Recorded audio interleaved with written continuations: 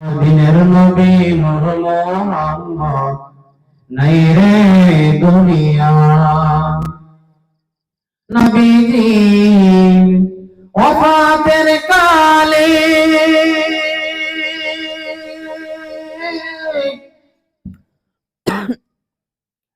বনের যত পশু পাখি সবাই কান্দে কান্দিয়া কান্দিয়া সবাই কান্দিয়া কান্দিয়া সবাই জমিনে লুটায় নূর আন্নাদা কামনে ওয়ালা নাই রে দুনিয়ায় লা ইলাহা মোহাম্মতের আওয়াজে লা জোরে লা ইলাহা আরো জোরে লা ইলাহা ইল্লাল্লাহ লা ইলাহা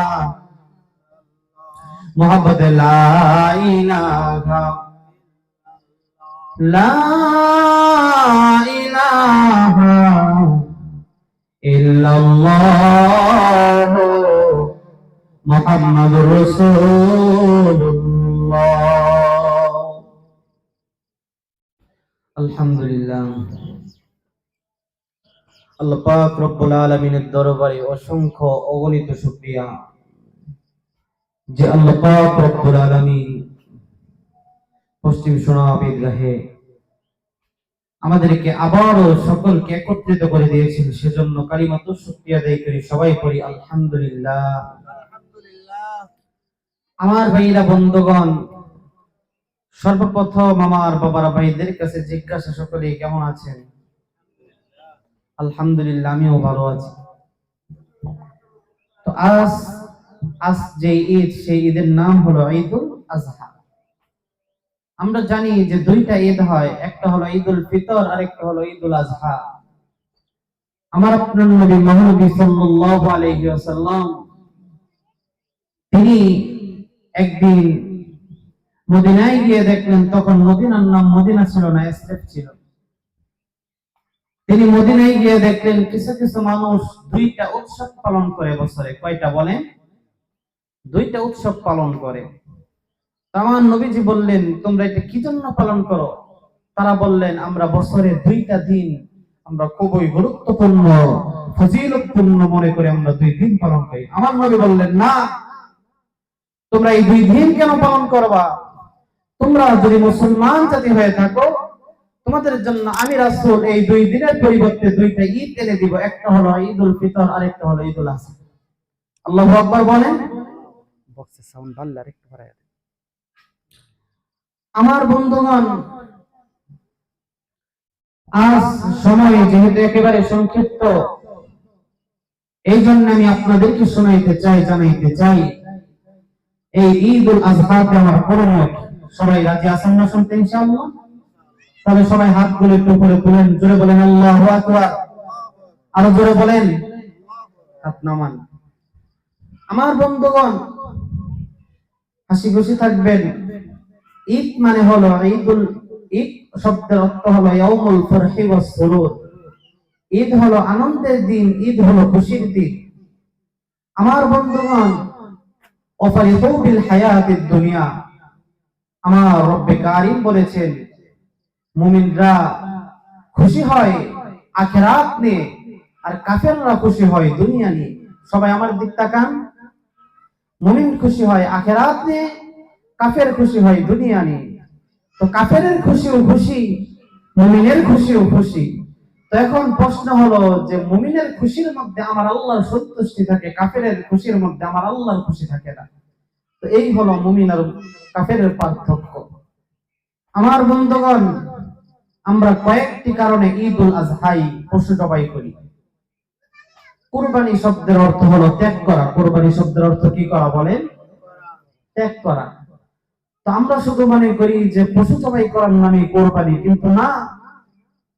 আপনার জীবনে যত কিছু করেন, যত কিছুই ত্যাগ করেন, সবগুলোই কুরবানি। আমার বন্ধুগণ, আজকে আপনি সমস্ত ঝামেলা শেষ করে আপনি এইখানে নামাজের উদ্দেশ্যে আসছেন, এটাও কুরবানি। কারণ এই সময় যদি আপনি বাড়িতে থাকতেন, একটা কাজকর্ম করতেন, আপনার কি অর্থের দিক দিয়ে উন্নত হইতেন না? কিন্তু আপনি যে 1 ঘন্টা বাদ দিয়ে নামাজে আসছেন, এটাও কুরবানি। ছেলে মেয়ের জন্য বাবা বিদেশ থাকে, সেটাও কুরবানি। তো ঈদুল আজহা ভিন্ন তরফি কুরবানি নয়, তবে আমার আল্লাহর বিধান যে ঈদের খুশিও পালন করো, কুরবানিও পালন করো। 1 নাম্বার আল্লাহ বলেন, যারা কুরবানি করে তারা আমার নিদর্শনকে সম্মান করে। তারা আমার নিদর্শনকে কি করে বলেন? সম্মান করে। আল্লাহ বলেন, وَمَن يُعَظِّمْ شَعَائِرَ اللَّهِ فَإِنَّهَا مِن تَقْوَى الْقُلُوبِ। আল্লাহু আকবার বলেন। কোরআন শুনে আল্লাহু আকবার আস্তে বলবেন না জোরে বলবেন? এই কোরআন শুনে যদি আল্লাহু আকবার জোরে বলেন, কাল কিয়ামতের ময়দানে আমার আপনার জন্য কোরআন সুপারিশের কান্ডারি হতে পারে কি পারে না? আল্লাহ বলেন, ওমাই ইউআযিম শাআইরুল্লাহ, যে ব্যক্তি আমার আল্লাহর নিদর্শনকে সম্মান করে, ফাইন্নাহা মিন তাকওয়াল কুলুব, সেই ব্যক্তি অন্তরের তাকওয়া থেকেই করে। এটা কেমন জানি আমার আল্লাহ আমাকে উৎসাহ দিতেছেন, আমার আল্লাহ কেমন জানি এটা পান দিতেছেন, উৎসাহ দিতেছেন। আমার বন্ধুগণ, দুনিয়ায় যদি কোনো মানুষকে সম্মান করে, ভালোবাসে, তখন না এই মানুষটাকে উৎসাহ দেয়। আমার যদি আপনার সাথে গুসা থাকে, আমি তো আপনাকে উৎসাহ দিব না, আমি আপনার সাথে কথাই বলবো না। তো আমার আল্লাহ খুশি হয়ে বলেন, যারা এই কুরবানিকে সম্মান করে, আমার আল্লাহর নিদর্শনকে সম্মান করে, সেই ব্যক্তি অন্তরের তাকওয়া থেকে করে। আল্লাহু আকবার বলেন, আরো জোরে বলেন। একটু মনোযোগী হয়ে যান, যে যেখানে আছেন একটু বসে পড়েন। আমার মহিলা মা বোনদের দৃষ্টি আকর্ষণ করছি, আপনারাও ইনশাআল্লাহ বাড়িতে বসে বয়ানটা শুনবেন। আমার বন্ধুগণ, কথা বলেন না, চুপচাপ কাজ করেন।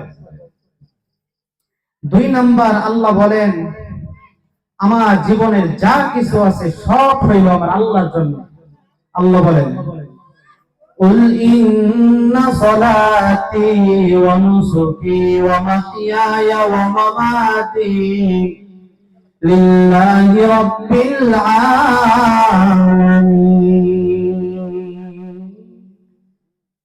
সবাই একটু মনোযোগী হয়ে যান। আল্লাহ বলেন, কুল, হে নবী আপনি জানায়া দেন, উম্মতদেরকে সংবাদ দিয়ে দেন, ইন্না সলাতি, আমার নামাজ, ওয়া নুসুকি, আমার কুরবানি, ওয়া মাহইয়ায়া, আমার জীবন, ওয়া মামাতি, আমার মরণ, লিল্লাহি রাব্বিল আলামিন, বিশ্ব জগতের প্রতিপালক আমার আল্লাহর জন্য। আমার নামাজ, আমার কুরবানি, আমার জীবন মরণ সবকিছু আমার আল্লাহর জন্য। তারপরের আয়াতে আমার আল্লাহ বলেন, লা শারীকা লাহ, এই ইবাদতের ক্ষেত্রে কোনো মানুষের কোনো অংশীদারিত্ব নেই। ওয়া বিযালিকা উমিরতু আনা মিনাল মুসলিমিন, যে আদেশ আমাকে দেওয়া হয়েছে, আমি আপনি যদি আদেশ পালন করি তাহলে আমি মুসলমান। আমার বন্ধুগণ, কাফেররা, সবাই একটু মনোযোগী হয়ে কথাটা শুনবেন। কাফেররা কাফের কেন হয়েছে বলেন? আল্লাহর আদেশ না মানার কারণে, আল্লাহর আদেশকে অস্বীকার করার কারণে। তো এখন আমার কথাটা খুব খেয়াল করে শুনবেন। নামাজ এটা কার বিধান? সবাই বলেন, জোরে বলেন, আল্লাহর বিধান। তো এই নামাজ যদি আমি আপনি ছেড়ে দেই তাহলে আমি মুসলমান থাকবো? নামাজ যদি আমি ছেড়ে দেই তাহলে আমার মুসলমানিত্ব থাকবে? আমি রোজা যদি ছেড়ে দেই আমার মুসলমানিত্ব থাকবে? কেন? আল্লাহর হুকুম অমান্য করা না? তো কাফের মানেই হলো অস্বীকারকারী, কাফের মানেই হলো আল্লাহর বিধান অমান্যকারী। তো আমি নামাজ ছেড়ে দিলে আমিও তো কাফের। তো যেই সমস্ত মানুষ নামাজ পড়ে না, আপনি আমার থেকে ফতোয়া নিয়ে নেন, তারা কাফের। কেন? আমার আল্লাহর আদেশ অমান্যকারী। আল্লাহ পাক আমাদের প্রত্যেকটা মানুষকে আল্লাহর আদেশগুলো পালন করার তৌফিক দান করুন। সম্মানিত এলাকাবাসী, যারা পশ্চিম সোনার ঈদগাহে নামাজের উদ্দেশ্যে আসবেন, সকলকে দৃষ্টি আকর্ষণ করছি, আপনারা দ্রুত নামাজের উদ্দেশ্যে চলে আসুন। সবাই জোরে তাকবীরে তাসবিহ করেন, আল্লাহু আকবার, আল্লাহু আকবার, লা ইলাহা ইল্লাল্লাহ, আল্লাহু আকবার, আল্লাহু আকবার, লিল্লাহিল হামদ। আমার বন্ধুগণ, আল্লাহ এই মুসলমানকে আল্লাহ এই বান্দাকে মাফ করার জন্য কত কত পথ যে রেখেছেন, শুনতে রাজি আছেন? প্রত্যেকটা পথ আমার আপনার জন্য আল্লাহ সুগম করে দিয়েছে। এই দেখেন, যারা কুরবানি দেয় না, যাদের কুরবানির সামর্থ্য নাই, সবাই মনোযোগী হয়ে যান। তারা যদি জিলহজ মাসের 10 তারিখে ঈদ হয়, যদি জিলহজ মাসের 1 তারিখ থেকে নিয়ে 9 তারিখ পর্যন্ত নখ চুল এইগুলো না কাইটা ঈদের দিন সকালে নখ কাটে, চুল কাটে, তাহলে সেও কুরবানির সমপরিমাণ সওয়াব পাবে। আল্লাহু আকবার বলেন। তোমরা সেই নবীর উম্মত। 3 নাম্বার আমার আল্লাহ বলেন, ওয়াফাদাইনাহু বিযিবহিন আযীম, পৃথিবীর সমস্ত মানুষকে আমি মুক্ত করে দিলাম একটা বিরাট বড় দুম্বার মাধ্যমে। সেই দুম্বার ঘটনাটি বলেই আমার বয়ান শেষ করে দিব। তো বন্ধুগণ আমার, কুরবানি কিভাবে করব, পশুকে কিভাবে বাড়ি থেকে বের করে নিব, পশুকে কিভাবে জবাই করব, কিভাবে গোশত ভাগ করব, অল্প কিছুক্ষণের মধ্যে আমি আপনাদেরকে সেগুলো ক্লিয়ার করে বয়ান শেষ করে দিব। আমার ভাইরা, আল্লাহ রাব্বুল আলামিন এই পৃথিবীতে আমাকে আপনাকে মুসলমান বানাইছেন। আপনার গৌরবের নয়, আমার বংশের গৌরব নয়, একমাত্র আমার আল্লাহ পাকের দয়া। চিৎকার করে বলেন আল্লাহু আকবার। জোরে বলেন আল্লাহু আকবার। আমার ভাইরা, আমার নবী ইব্রাহিম আল্লাহর কাছে শেষ বয়সে দোয়া করলেন, আল্লাহ ও মাবুদ, আমি তোমার কাছে এমন একটা সন্তান চাই, রব্বি হাবলি মিনাস সালিহিন, আমি যদি দুনিয়া থেকে চলে যাই সে যেন আমার নেতৃত্ব দিতে পারে। হাদিসের মধ্যে আসছে, কোরআনের তাফসীরের ব্যাখ্যায় আসছে, যে সময় নবী ইব্রাহিম আল্লাহর কাছে সন্তান চাই, বয়স 100 থেকে উপরে। আমার আল্লাহ রাব্বুল আলামিন এই দিন টিকিয়ে রাখার জন্য পরের আয়াতে আমার আল্লাহ বলেন, ফাবাশশারনাহু বিগুলামিন হালিম, নবী আমি আপনাকে ধৈর্যশীল পুত্রের সুসংবাদ দিয়ে দিলাম। সুবহান। আমার ভাইয়ের 100 বছর পর সন্তান হইল, কেমন মায়া। আমার ভাইরা, শেষ করে দেব।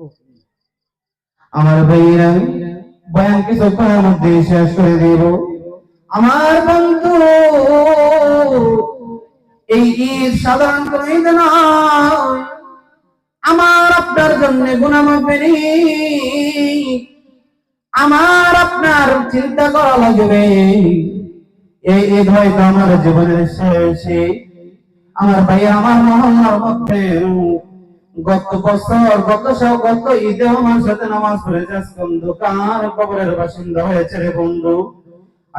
বন্ধুরে আমার, আমার আল্লাহর কাছে শেষ ভয়ের আগে একবার জিকির করে খুশি হইয়া বলি, লা ইলাহা, জোরে লা ইলাহা ইল্লাল্লাহ, লা ইলাহা।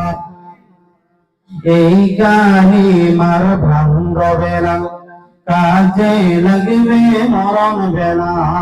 এই কালিমার প্রেম থাকিলে, জোরে, এই কালিমার প্রেম থাকিলে কবর হবে উজালা, লা ইলাহা।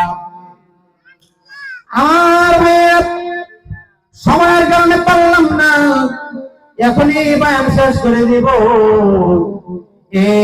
তাদের জন্য বড় পথে, যাদের মা বাপ দুনিয়ায় নাই, তাদের মতো অসহায় ধীরে ধীরে আর কেউ নেই। হে বন্ধু, 1 মিনিটে কথাটা শেষ করে দেই, রেখে চোখের পানি ফালাইতে পারেন কিনা? আমার ভাইয়া, গত রোজার ঈদেও যখন আমি আপনাদের এখানে নামাজ পড়ানোর জন্য আমার মা অসুস্থ শরীর নিয়ে আমার বোনদেরকে সকালে ডাক দিয়া খানা আমার জন্য রেডি করি না, সকালে আমার খাওয়া আগায়া দেয়। আমার বন্ধুরে, আজকে আমি মার কবরের সামনে গিয়া কাঁদনা, আমার বললাম, মা রে,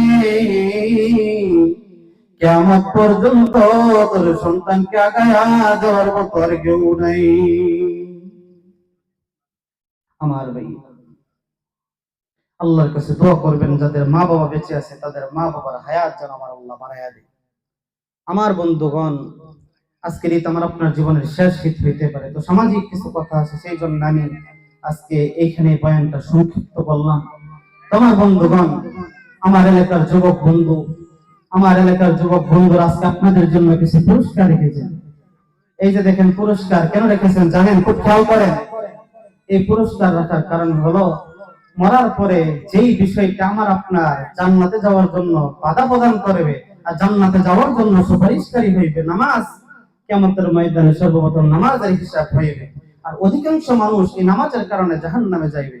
এই নামাজ যারা পড়েছে, এই মসজিদের রেগুলারলি যারা নামাজ পড়েছে, তাদেরকে পুরস্কার প্রদান করার জন্য আমার এলাকার যুবক বন্ধুগণ উদ্যোগ নিয়েছেন। তো আমি আশাবাদী, আমার সাথে আমার বন্ধুরা শেয়ার করেছে যে এই মসজিদ যতদিন থাকবে ততদিন পর্যন্ত নামাজি ব্যক্তিদেরকে এরকম সম্মেলন করে আপনাদেরকে পুরস্কার প্রদান করা হবে। সকলে বলেন আমিন। আল্লাহ আমার যুবক ভাইদেরকে কবুল করুক। আজকের মতো এইখানে বয়ান সমাপ্ত করলাম। আমার এলাকার মা বোনেরা যারা আছেন আমার সাথে মুনাজাতে শরীক হবেন, আল্লাহ যেন আজকের মুনাজাতটা আমার আপনার জন্য নাজাতের উপায় করেন। সবাই বলেন আমিন। আলহামদুলিল্লাহি রাব্বিল আলামিন। শেষ কথা হলো, নামাজ এখন আরম্ভ হয়ে যাবে। তো যারা এখনো আসেন নাই, অতি দ্রুত নামাজের উদ্দেশ্যে চলে আসেন।